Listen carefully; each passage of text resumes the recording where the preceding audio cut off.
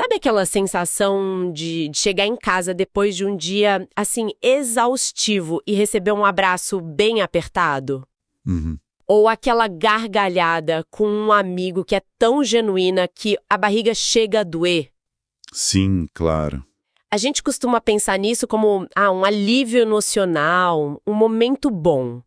Mas e se por trás dessa sensação tivesse uma reação química? Sabe, um coquetel poderoso sendo liberado no nosso corpo? Pois é. Hoje a gente vai fazer uma análise de um material que, olha, me deixou pensando bastante. É um capítulo de um estudo chamado O Poder das Relações Humanas.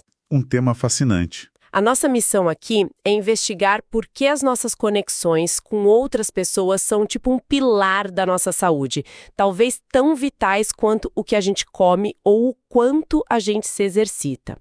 A proposta é mergulhar no que os autores chamam de a química do afeto. Gosto desse termo. A química do afeto. Ok, então vamos começar a desvendar isso. O ponto de partida é aquela frase que todo mundo conhece, né?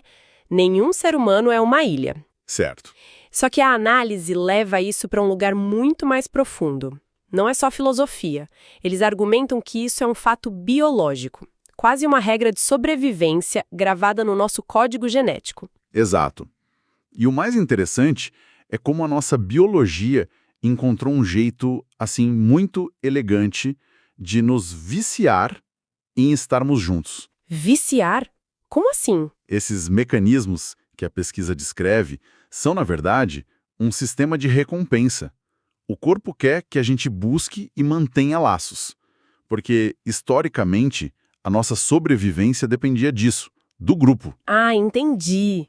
E a grande estrela desse sistema todo é uma substância que o material explora bastante, a ocitocina. Ah, a famosa ocitocina, o tal hormônio do amor. Eu sempre fiquei na dúvida se esse apelido não era um pouco de exagero, sabe? Uma simplificação. Olha, o apelido é simplificado sim, mas o poder dela é muito real. Ela tem todo esse poder mesmo? Tem. O que a pesquisa detalha é que a ocitocina não cria amor do nada, mas ela é liberada e em abundância em momentos de conexão, de confiança. Tipo o quê? O toque, o abraço, um olhar de cumplicidade, até mesmo quando você faz um favor para alguém. E quando ela entra em cena, aí uma cascata de efeitos positivos acontece. É o jeito da natureza dizer, isso aqui é bom, faça de novo. E que efeitos são esses? Porque uma coisa é a sensação de bem-estar, né? Outra é ter um impacto físico que dá para medir. Exato. E os impactos são muito concretos. O primeiro, e talvez o mais conhecido, é a redução do estresse. A ocitocina age como um contraponto direto ao cortisol, o hormônio do estresse. Ela combate o cortisol, então. Basicamente. Enquanto o cortisol nos prepara para a luta ou fuga, a ocitocina nos acalma. Ela diminui a pressão arterial, a frequência cardíaca. Ela sinaliza segurança para o cérebro. Certo. O segundo efeito é um reforço no sistema imunológico. Um corpo menos estressado é um corpo que combate infecções com muito mais eficiência. Nossa, isso já é impressionante. Reduzir o estresse e melhorar a imunidade só com base nas nossas relações. É incrível. E tem mais um que o estudo destaca e que pouca gente conhece. A ocitocina parece ter um papel na regeneração de tecidos. Como assim, regeneração? Existem evidências de que ela pode auxiliar na cicatrização de feridas. Pensa na metáfora disso.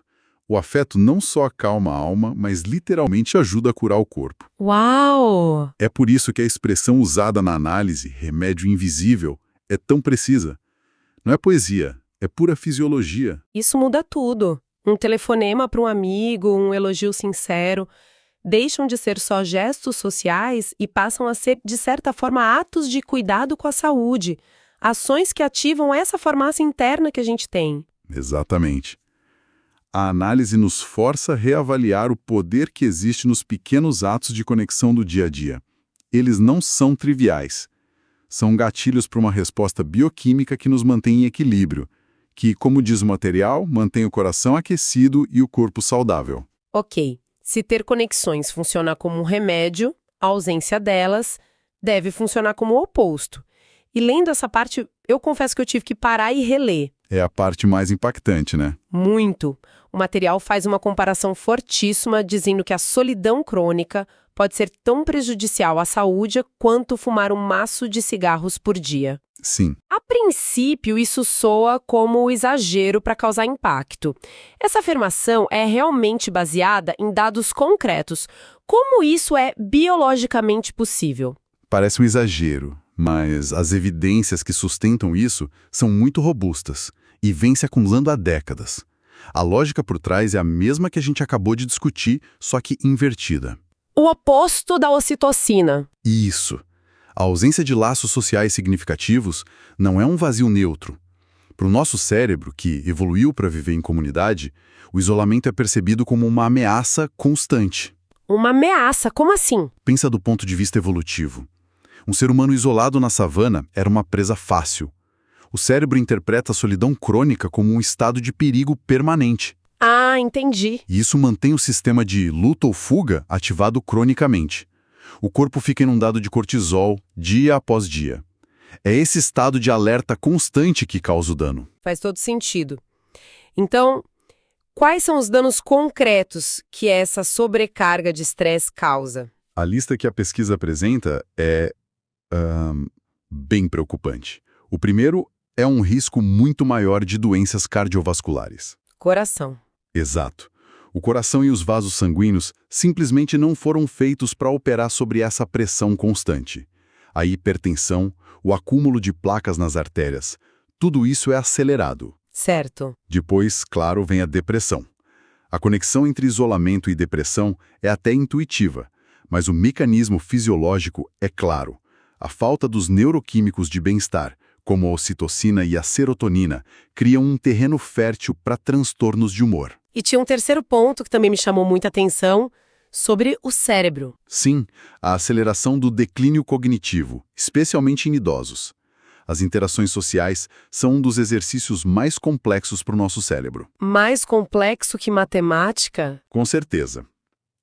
Elas exigem que a gente interprete linguagem verbal e não verbal, acesse memórias, pratique empatia, tudo ao mesmo tempo.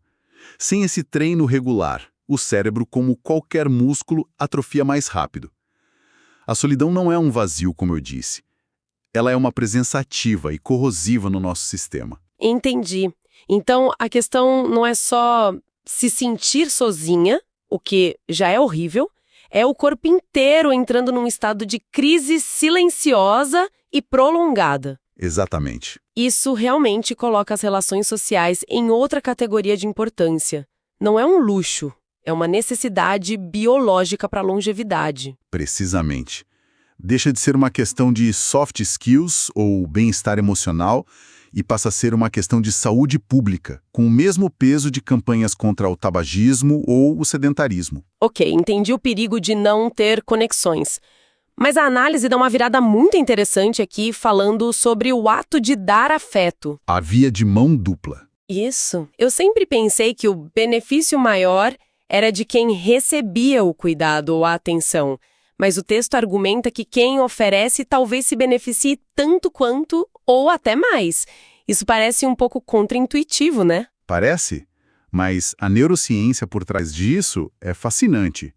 O material aponta que atos de generosidade, de escuta ativa, de cuidado genuíno com o outro, ativam os mesmos circuitos de recompensa no cérebro que são estimulados por coisas que nos dão prazer primário, como comida ou música. Os mesmos circuitos? Sim, é o sistema dopaminérgico em ação. Então, peraí. Você está me dizendo que o nosso cérebro é programado para nos fazer sentir bem quando a gente ajuda os outros. Exatamente.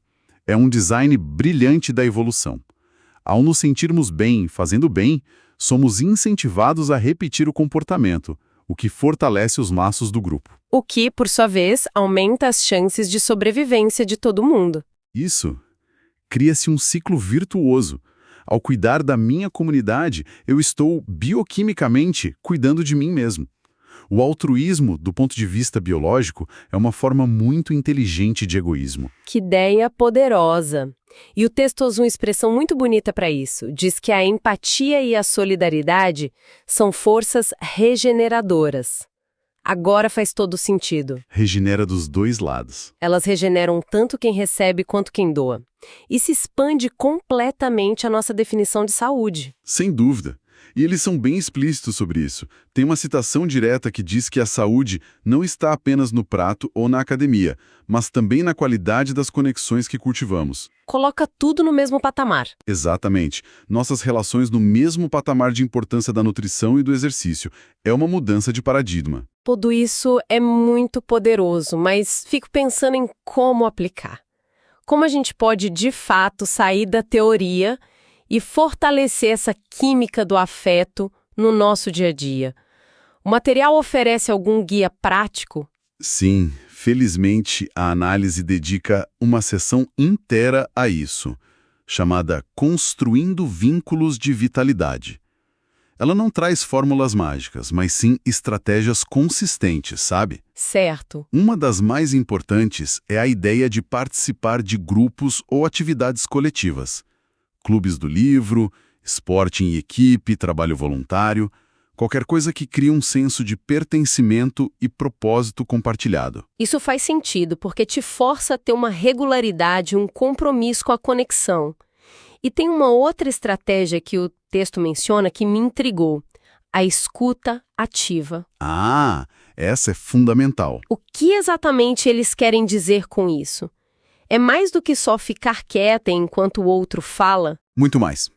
A escuta ativa, no contexto que a pesquisa descreve, é um ato de validação. É sobre fazer a outra pessoa se sentir genuinamente vista e ouvida, sem julgamento. Na prática, como é isso? É desligar o celular, fazer contato visual, fazer perguntas que demonstrem interesse real. Quando alguém se sente assim, o nível de confiança e segurança no relacionamento dispara, e é nesse terreno fértil que a ocitocina floresce. É uma das ferramentas mais potentes para aprofundar um vínculo. E tem outro lado da moeda, né? O texto também fala sobre o que evitar. Sim, e talvez esse seja o conselho mais difícil, mas também o mais crucial. A recomendação é identificar e se afastar de relações tóxicas. E como eles definem relações tóxicas? Como aquelas que drenam energia e cultivam ressentimento. Se uma relação saudável é um remédio invisível que libera ocitocina, uma relação cronicamente conflituosa, crítica ou desrespeitosa funciona como uma fonte de veneno. Uma fonte de cortisol. Exatamente. Uma fonte constante de cortisol. Nossa, colocar nesses termos bioquímicos dava um peso totalmente diferente. Não é só sobre se sentir mal, é sobre estar em um ambiente que literalmente adoece o corpo. Exato. E por isso, aprender a impor limites ou, em casos extremos, se afastar de relações que minam a saúde não é um ato de egoísmo. É uma medida de autopreservação, um cuidado essencial com a própria saúde física e mental. E o material encerra essa parte prática com uma ideia que eu achei muito equilibrada e realista. Diz que o objetivo não é buscar relações perfeitas, porque elas não existem. Claro. Mas sim cultivar relações autênticas e nutritivas. E então eles usam a grande metáfora que amarra toda a discussão. Relações saudáveis são vitaminas invisíveis que alimentam a alma e o corpo. É uma ótima imagem. É poético, mas depois de toda essa explicação, parece cientificamente muito preciso. Com certeza. Então, se a gente for resumir os grandes insights que tiramos dessa análise, primeiro, essa comparação chocante entre solidão crônica e tabagismo, que nos obriga a ver o isolamento como um risco grave à saúde. Segundo, essa descoberta fascinante de que dar afeto, ser solidário, é tão bioquimicamente recompensador quanto receber. O ciclo virtuoso. E, por fim, essa imagem poderosa das relações como vitaminas invisíveis essenciais para a nossa saúde geral. Exato. E se a gente leva essa conclusão a sério, isso nos força a fazer uma pergunta um pouco incômoda sobre a forma como organizamos nossas vidas. Que seria? Se as conexões humanas têm um impacto tão direto na nossa biologia, será que as nossas rotinas, muitas vezes focadas em produtividade individual, em competição e até em interações digitais superficiais, será que elas estão realmente estruturadas para nos manter saudáveis? Boa pergunta. Como sociedade, a gente está priorizando o que a nossa própria biologia está gritando que é essencial? Pois é, e isso me deixa com uma provocação final, que surgiu dessa nossa conversa toda. O material nos aconselha evitar relações tóxicas que drenam energia. Certo. Mas na vida real, essa linha é muitas vezes tênue, não é? Como desenvolver a sabedoria para distinguir entre um relacionamento que está só passando por uma fase difícil, mas que vale a pena nutrir e lutar por ele, e um que é cronicamente prejudicial à nossa saúde? Onde exatamente a gente traça a fronteira entre a paciência, o perdão e o autocuidado que a nossa biologia tanto precisa?